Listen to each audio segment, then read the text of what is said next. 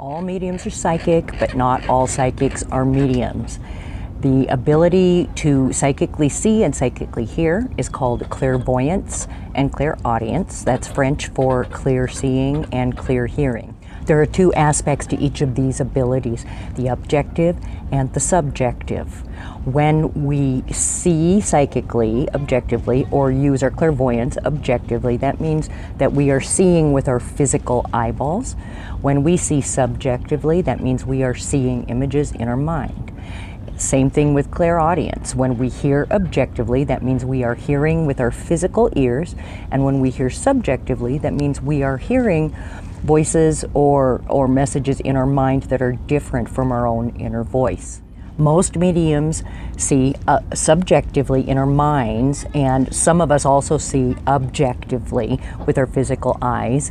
It's much rarer. It requires a higher level of attunement, and I can tell you in my case, I do see objectively, but it's usually after I've been holding my energy for a very long time, like at a public demonstration, or if I've been doing readings all day long, back to back, so my energy is very high and stays there.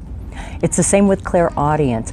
Most of the time our clairaudience is subjective inside our heads, but sometimes it's also objective outside with our physical ears. And the best description of that I can give you is if you've ever been alone in a room and you hear someone calling your name, you swear there's someone there. That is what objective clairaudience is like.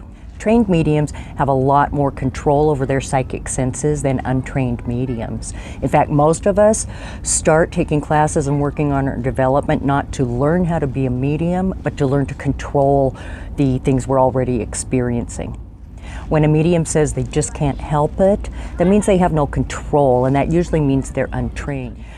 The advantage to getting a reading with a trained medium is that our training generally means we have the control over our psychic senses, which means we have the ability to develop a deeper connection to the spirit world, and so bring you deeper and more potent messages. Basically, a deeper connection means a better reading, and deeper connections come with development and training. Okay, one last thing, a lot of people think mediums are walking around seeing spirit but mostly we don't. I mean, when we're untrained, we do tend to just randomly see things, but that's what training brings. When you're trained, you learn to dial it up or down so that you get to choose when you're going to see and hear and when you're not going to see and hear, or at least not as strongly. It's impossible to turn it off. But it is possible to turn it down. I think of it as flipping the switch or putting out my medium is in sign when I go to work. We don't walk around just randomly seeing and hearing things.